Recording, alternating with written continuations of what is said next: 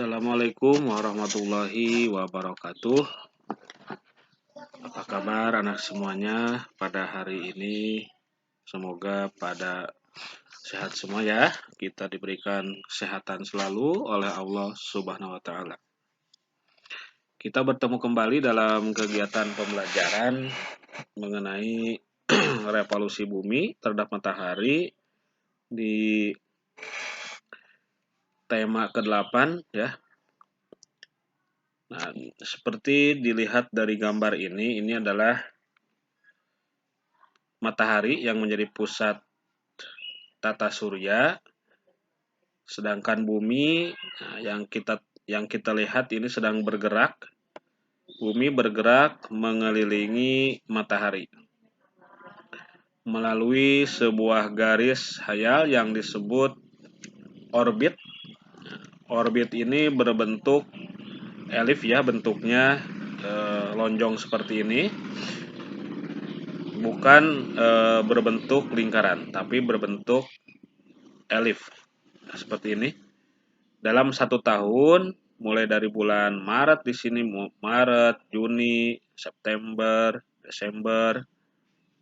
Nah, bumi berputar mengelilingi matahari, maaf. Nah, apa itu revolusi? Revolusi bumi adalah peredaran bumi mengelilingi matahari. Bumi mengelilingi matahari pada orbitnya sekali dalam waktu 365 1/4 hari. Nah, waktu 365 1/4 hari ini disebut juga waktu 1 tahun surya yang disebut kala revolusi bumi. Jadi revolusi bumi itu berputar mengelilingi matahari ini dalam waktu 1 tahun. Nah, bagaimana revolusi itu berpengaruh terhadap kehidupan yang ada di bumi? Bahwasanya bumi berputar mengelilingi matahari ini melalui garis orbit ya yang berbentuk elif tadi selama 1 tahun. Ada waktu matahari ini mendekat dengan bumi, tapi ada waktunya kita lihat bumi ini menjauhi matahari. Karena ketika berada di titik elif terjauh seperti di sini, ini berarti bumi berputar menjauhi matahari. Nah, apa saja pengaruhnya? Revolusi bumi ini ternyata berpengaruh terhadap banyak hal di bumi ini. Nomor 1 atau yang pertama adalah perbedaan lama siang dan malam.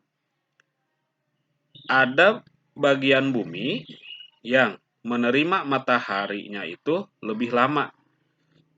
Berarti waktu siangnya lebih lama.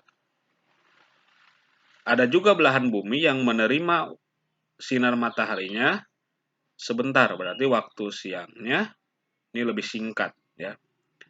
Seperti pada gambar di sini ada daerah yang mengalami waktu siang lebih lama. Ketika bulan Desember itu matahari menyinari daerah bumi. Di sini ada yang titik yang jauh dengan matahari. Karena bumi itu berputar miring ya, tidak lurus berputarnya, tapi sumbunya itu miring, sehingga menyebabkan perbedaan lama waktu siang dan malam, di mana di sekitar kutub utara dan kutub selatan.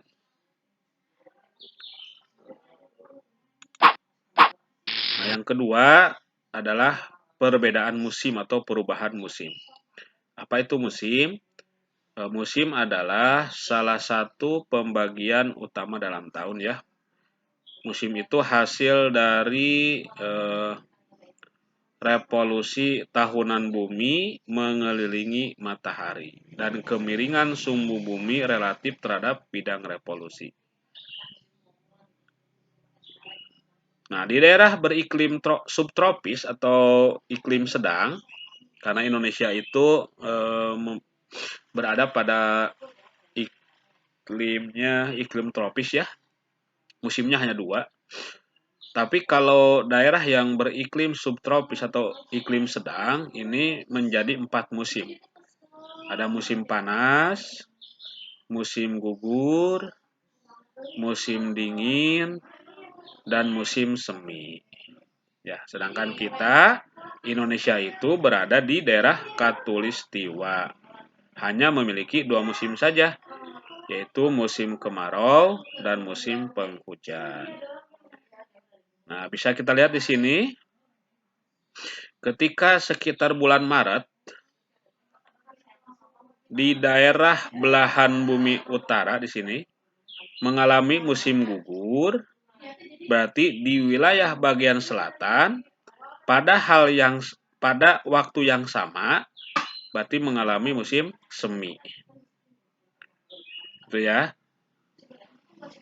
Jadi gugur pasangannya dengan musim semi.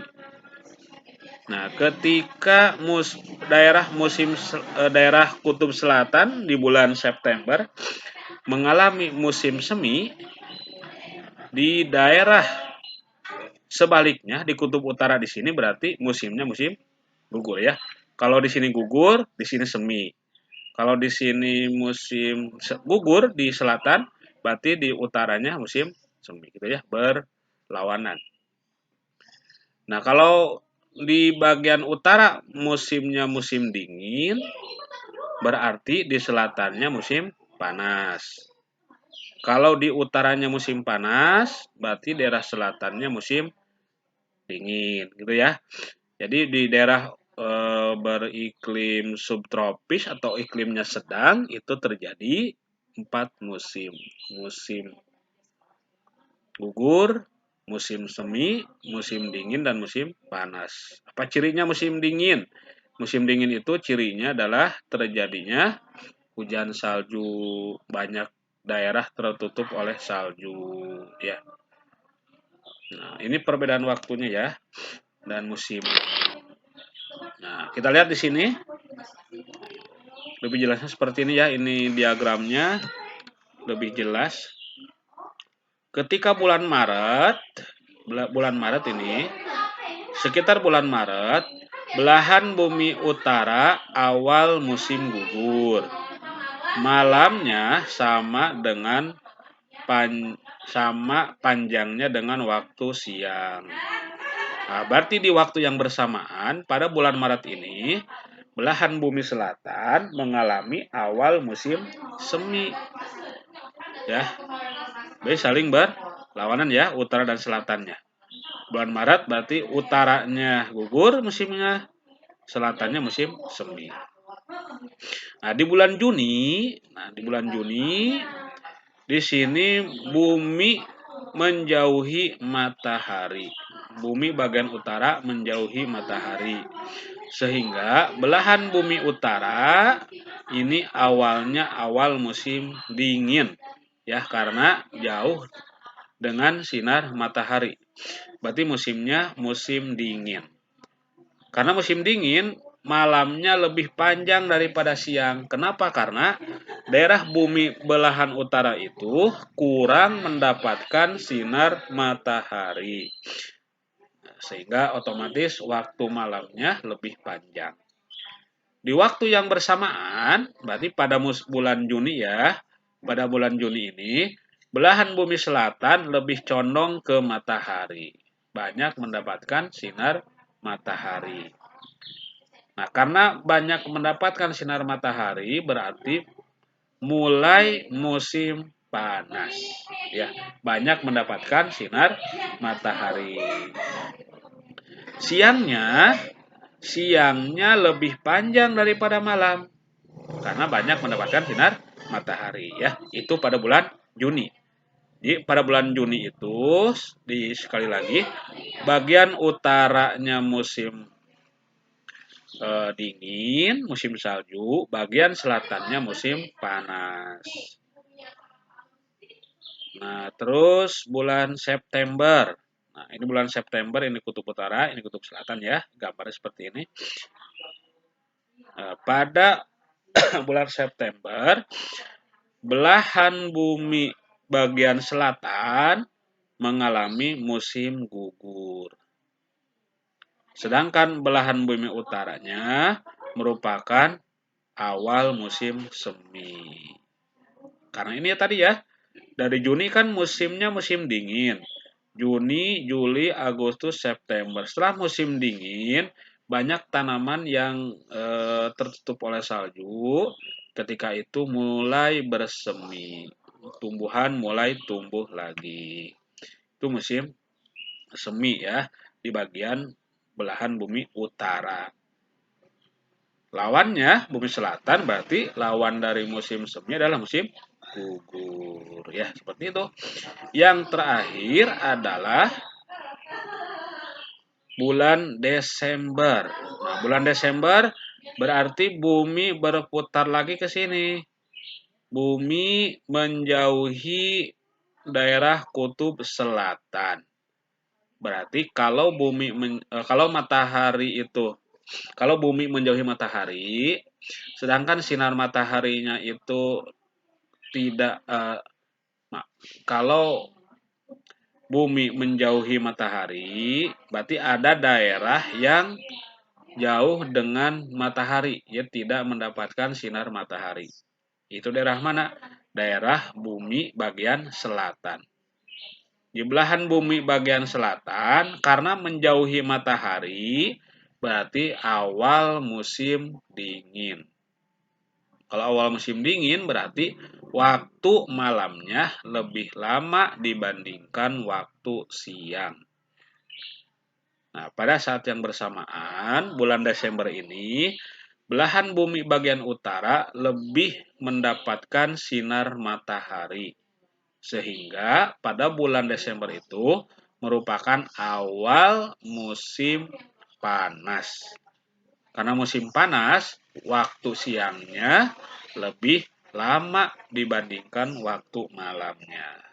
Itu ya. Ini ilustrasi dampak revolusi terhadap perubahan musim ya. Bisa dipahami mudah-mudahan. Jadi musim gugur lawannya semi. Musim panas lawannya musim dingin. Ya. Nah, seperti ini apa yang sudah tadi kita sampaikan melalui diagram tadi. Kalau diurutkan menjadi tulisan paragraf begini. Pada belahan bumi utara, musim semi itu terjadi tadi awal bulan Maret ya, bulan Maret sampai Juni. 21 Maret sampai 21 Juni. Setelah musim semi, itu ke musim panas. Setelah ke musim panas, terik mataharinya sangat menyengat. Nah, ditambah terus di ini lagi menjadi musim gugur. Lebih panas lagi ya pada berguguran daun-daun yang ada di pohon. Terakhir musim dingin ya. Dari Maret, Juni, September, Desember ya. Kalau belum belahan bumi selatan berarti sebaliknya. Nah, yang ketiga, pengaruh revolusi bumi adalah gerak semu tahunan matahari. Pergeseran posisi matahari ke arah belahan bumi utara ini pada tanggal 22 Desember sampai 21 Juni. Nah, dan pergeseran posisi matahari dari belahan utara ke belahan selatan tanggal 21 Juni ya, di 21 Juni sampai 21 Desember. Ini ya. Ini namanya gerak semu tahun harian matahari. Ya, gerak semu tahunan matahari ini ya. Jadi matahari itu seolah-olah bergerak nih dari dari daerah Khatulistiwa ke wilayah utara, terus ke Khatulistiwa lagi, terus ke daerah selatan, baru ke Khatulistiwa lagi. Nah, ini kita lihat pada waktu matahari terbit. Kalau kita perhatikan, waktu matahari terbit itu tempatnya berbeda-beda setiap bulannya. Pada bulan-bulan tertentu ya, seperti ini nih. Bulan Maret, kalau kita perhatikan bulan Maret di sebelah mana nih? Di bagian timur matahari terbit. Nanti kita amati lagi pada bulan Juni. Apakah posisinya sama ketika itu terbitnya? Nah, ternyata berbeda kalau kita amati dengan seksama ya. Kalau kita kan jarang mengamati matahari terbit. Posisi sebelah timur, sebelah mana yang kita amati adalah setiap hari matahari itu terbit dari sebelah timur kan gitu ya. Jadi kalau kita pahami, kita amati ternyata setiap bulan-bulan tertentu, bulan Maret, bulan Juni, bulan September, bulan Desember, itu ternyata posisi matahari terbit itu berbeda-beda. Titiknya ya, posisinya bukan di situ-situ saja. Itu namanya gerak semu tahunan matahari.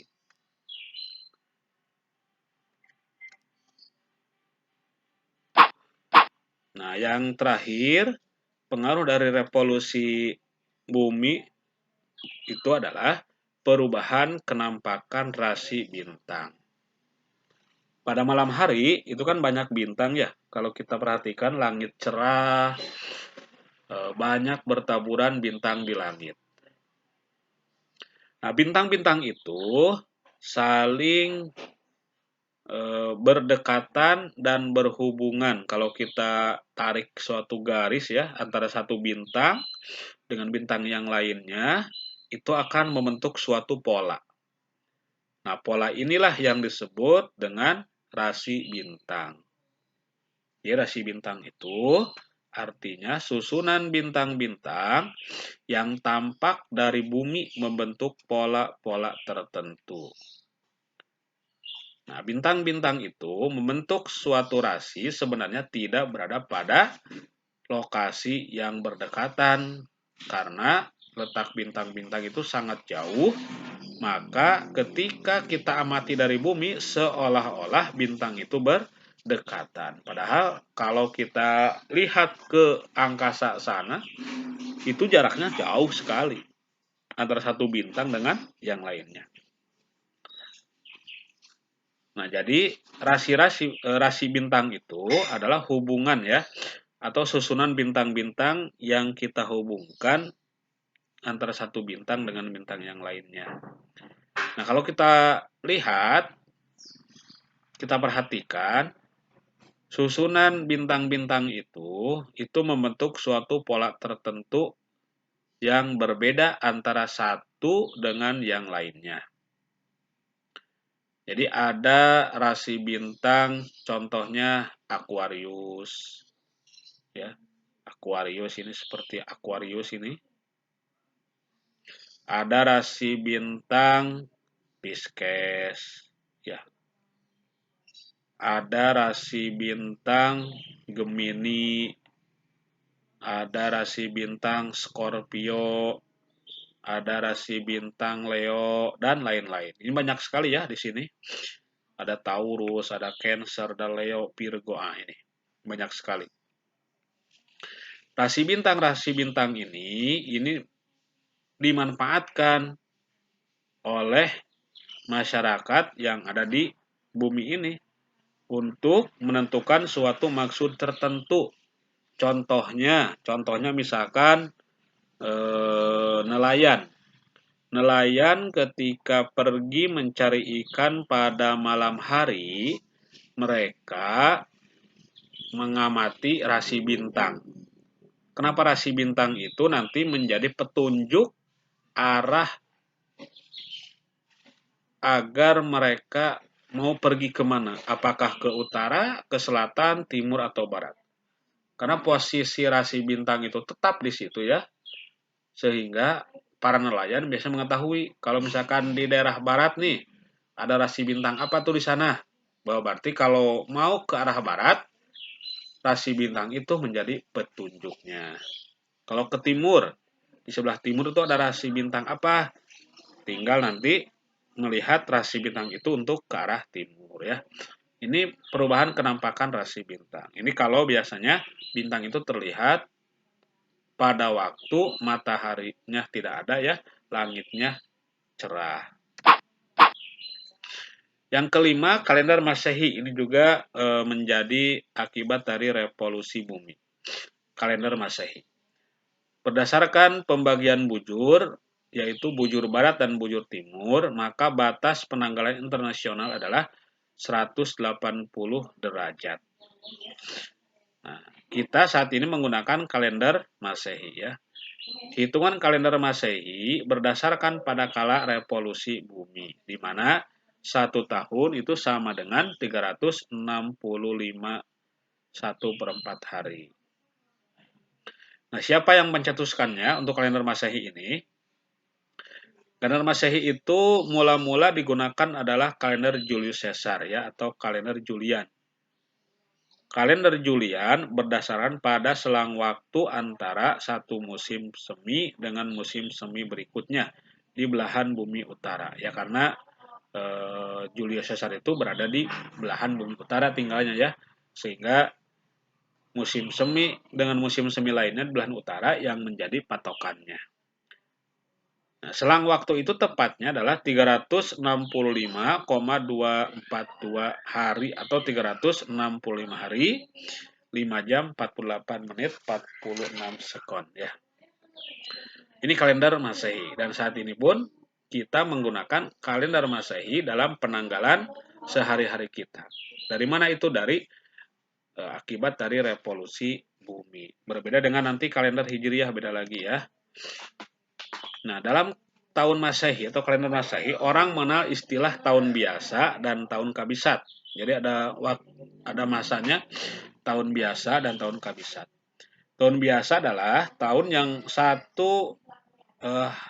tahunnya itu berjumlah 365 hari.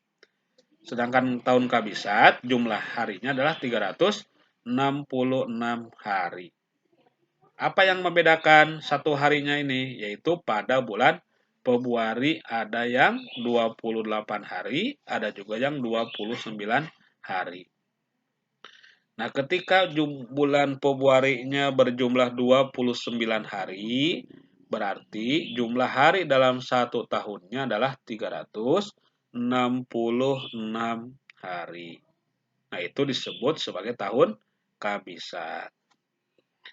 Apa syaratnya suatu tahun itu bisa disebut tahun kabisat? Yaitu yang pertama, untuk angka tahun biasa, tahun kabisat adalah tahun yang angkanya habis dibagi oleh angka 4. Contohnya 2000. 2000 kan bisa habis ya bagi 4 ya. 2000 bagi 4 sama dengan 500. Itu berarti tahun kabisat tahun 2000 itu. Tahun 2004. 2008. Jadi selama 4 tahun ya. Terakhir itu kemarin 2020. Nah, tahun 2020 itu merupakan tahun kabisat. Kenapa? Karena 2020 bisa dibagi oleh angka 4. Berarti nanti 4 tahun kemudian ada lagi tahun kabisat, itu tahun 2024. Ya. Jumlah harinya 366 hari. Jumlah bulan Februari-nya berjumlah 29 hari. Kalau sekarang kan tahun 2022 ya. Bulan Februari-nya ada 28. Nah, berarti itu tahun biasa, bukan tahun kabisat. Nah, itu materi pada kesempatan hari ini. Mudah-mudahan bisa dipahami dan bisa menjadikan kita tambah ilmu dan tambah pengetahuan. Terima kasih atas perhatiannya. Mudah-mudahan bermanfaat. Assalamualaikum warahmatullahi wabarakatuh.